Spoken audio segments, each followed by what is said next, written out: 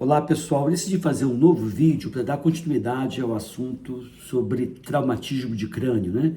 Nós fizemos recentemente um que fala da questão do presidente Lula, que sofreu um acidente em casa, né? Falamos das quedas, né, como algo importante em pessoas idosas, como sendo uma das causas importantes de morte. E aí eu decidi, até porque algumas pessoas me pediram para eu detalhar um pouco mais como é que seria a observação em relação ao traumatismo de crânio de crianças, adultos e idosos, se tem ou não diferença. E aí eu vou pontuar, inclusive, mitos e verdades acerca disso. Pode dormir ou não depois que você bate a cabeça, né? É muito comum as mães falarem assim, olha, o meu filho bateu a cabeça no chão e eu não deixei ele dormir, fiquei observando o tempo todo para ver algum tipo de anormalidade. O que devemos observar de uma forma concreta, objetiva? E quando a gente esperar pode ser algo temeroso e perigoso? E também, será que tem indicação de fazer raio-x de crânio? Porque também é muito comum as mães falarem assim, eu fui no pronto-socorro, nem o raio-x o médico, o pediatra pediu. E aí? Isso é útil ou não? Então a gente lembra que o TCE, que é o traumatismo crânioencefálico, é uma lesão física do tecido cerebral que tem algum tipo de repercussão temporária ou permanente, pode dar uma certa incapacidade, mas é algo que pode ser temporário ou permanente. É sobre isso que eu vou falar. De cara, peço que você já dê o seu like, se inscreva no nosso canal, compartilhe esse vídeo que tem realmente informações bem relevantes. Então, quando o paciente, criança, adulto ou idoso, sofre um traumatismo de crânio, é importante ver os sinais vitais, a respiração dessa pessoa, o batimento cardíaco, se ela está ou não lúcida, orientada no tempo, no espaço, porque também a desorientação pode ser algo temporário e, se persistir, traduzirá, a princípio, uma maior gravidade. E tem que ver se tem ou não afundamento do crânio, se foi uma fratura exposta, o que vai denotar um pouco mais de gravidade. Então, o meu objetivo nesse vídeo é falar dos traumas mais comuns que ocorrem entre crianças, adultos e idosos, mas que a princípio não deixa nenhuma alteração clínica, porque se tiver alteração clínica, meu caro, não adianta, tem que buscar o atendimento médico de imediato.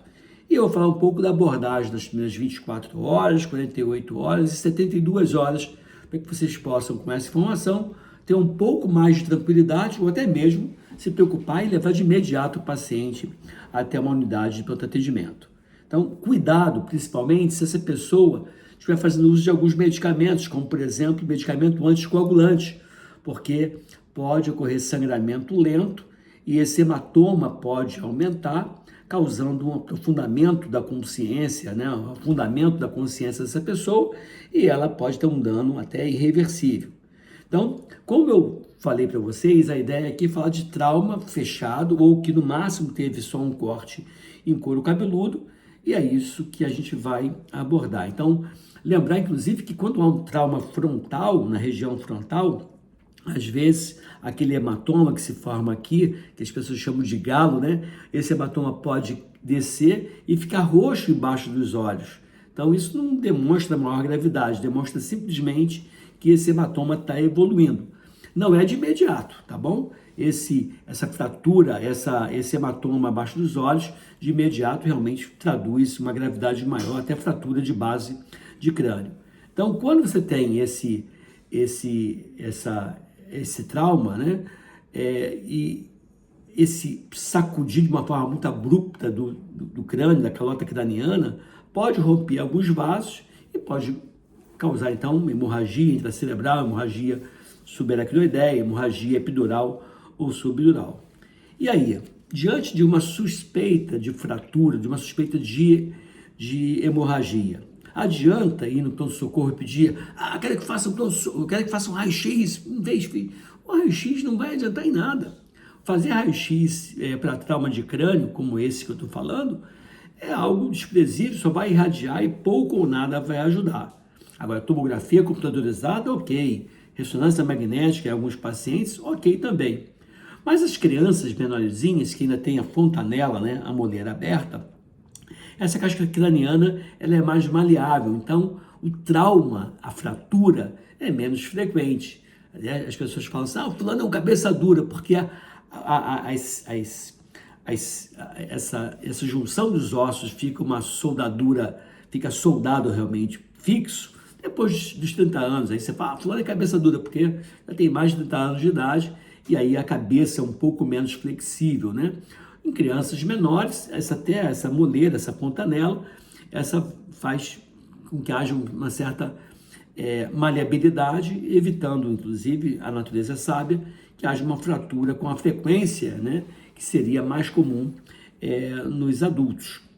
Então você pode ter uma concussão cerebral, que seria uma alteração pós-traumática, transitória, no status mental, a pessoa pode ter uma certa confusão, perda de memória, mas tudo muito rápido, demora alguns minutos, alguns segundos, alguns minutos, e por definição demora menos do que 6 horas. Se o tempo for maior do que esse, pensar numa maior seriedade do trauma. E aí então, se a pessoa levou um tombo na sua casa, está lúcida, orientada no tempo e no espaço, está bem, observa essa pessoa por mais tempo, né, vai conversando com ela, porque se esse hematoma surgir, aumentar, isso vai piorando gradativamente. Então, aquela pessoa que levou um trauma e vem melhorando gradativamente, ok. Se essa pessoa vem piorando gradativamente, olha, atenção, e é bom buscar um atendimento médico de imediato. Por outro lado, se esses traumas de sistema nervoso central forem frequentes, por exemplo, um boxeador que leva muito soco na cabeça, isso pode fazer com que haja uma encefalopatia traumática crônica, e isso pode causar dano cerebral até irreversível. Então, o fato de você estar sempre tendo trauma, isso pode realmente causar um dano cerebral progressivo e irreversível. Então, as contusões encefálicas, em geral, têm maior gravidade. Concussão cefálica não, mas as contusões encefálicas têm maior gravidade, pode aumentar a pressão intracraniana, pode causar uma alteração neurológica, piora com o tempo, e esse paciente começa a alterar a sua lucidez e ficar desorientado. Então, esse hematoma subdural pode ser algo mais crônico e se arrastar, e se isso ocorrer, ficar atento. Então, o que aconteceu com o presidente, por exemplo? Ele tem alguns fatores de risco, né? Aliás, não vou nem falar nele, vou falar no geral. Eu queria que você opinasse. Um risco maior de problema sério, ou desse hematoma subdural crônico, em pacientes idosos, em pessoas que estejam usando anticoagulante, em pessoas com atrofia cerebral, portanto, mais comum em mais velhos. E outro detalhe, que eu não sei se é o caso ou não do presidente, que é o uso crônico de álcool, né? O alcoolista crônico, o alcoolista, ele tem um risco maior desse hematoma subdural crônico. Então, dos fatores de risco, no geral, que seria bebida alcoólica, idosos, anticoagulantes, o uso de anticoagulantes e atrofia cerebral, eu não sei qual a tua opinião, se o presidente do nosso país tem ou não um desses fatores de risco. A idade, obviamente, ele tem.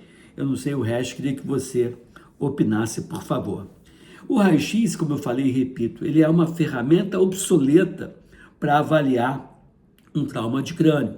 O ideal mesmo é você ter essa observação clínica. Então, mais importante do que pedir um raio-x. O raio-x de crânio eu pedi e veio normal, ok? Não. O hematoma não vai aparecer no raio-x de crânio, uma hemorragia não vai aparecer no raio-x de crânio. Então, o ideal seria você fazer uma tomografia computadorizada e um acompanhamento clínico. Se esse paciente tiver alguma alteração, aí você pode lançar mão de outros exames complementares. Então, uma criança, um lactente, por exemplo, que caiu e bateu a cabeça, pode dormir? A resposta é sim, até porque quando a criança bate na cabeça, chora muito, fica apavorada, esse choro intenso, essa dor, leva a uma certa exaustão, e é natural que a criança tenha um pouco de sono depois disso. Agora, não não vou deixar a criança dormir, não é isso. É observar sinais vitais, a respiração da criança, o batimento cardíaco, se ela está rosinha, se ela está respirando bem, se ela não está suando frio, se não está tendo crise convulsiva, se quando acordou ficou bem, com lúcida, voltou a brincar, ok, você nem precisa ficar perguntando se ela está sentindo alguma coisa, que criança tem essas coisas. Se você perguntar muito, está doendo a cabeça? Piorou? Ela vai dizer que sim. Deixa a criança espontaneamente relatar. Se for uma criança muito pequenininha, lactente, não tem como, ela vai ficar chorando, e eu acho que vale a pena você buscar um atendimento médico imediato. Uma criança de 1 ano e meio, 2, 3, já tem um pouco mais de discernimento, ela vai ficar mais espertinha, e se ela ficar botando a mão toda hora na cabeça, pensar que essa dor está piorando e buscar um atendimento médico imediato. Então lembrar que o fato da pessoa, da criança, ter tido um trauma e ter chorado muito, isso leva a uma certa exaustão e é normal um certo sono depois desse trauma. Você pode deixar ela dormir, mas observar quando ela acordar se houve alguma alteração do comportamento, ou mesmo durante o sono. Uma crise convulsiva não é esperado, não é normal, tem que buscar atendimento de imediato, tá bom? O que você achou dessa live? Por favor, dê o seu like. Para quem não me conhece, meu nome é Edmilson Migovski, eu sou médico, professor de doenças infecciosas da UFRJ, sou pediatra de formação e tenho um doutorado em doenças infecciosas. E o assunto foi traumatismo de crânio. Quando correr de imediato ou quando você pode aguardar em casa uma evolução clínica para aí sim buscar um atendimento de urgência, tá bom? É isso aí, gente. De 0 a 10, qual é a minha nota? É isso aí. Fica aqui, fique bem. Fique com a gente. Até breve. Não deixe de se inscrever no meu canal, nos dois canais, no Dr. Migovski e aqui também no Edmilson Migovski. Abraço. Até breve.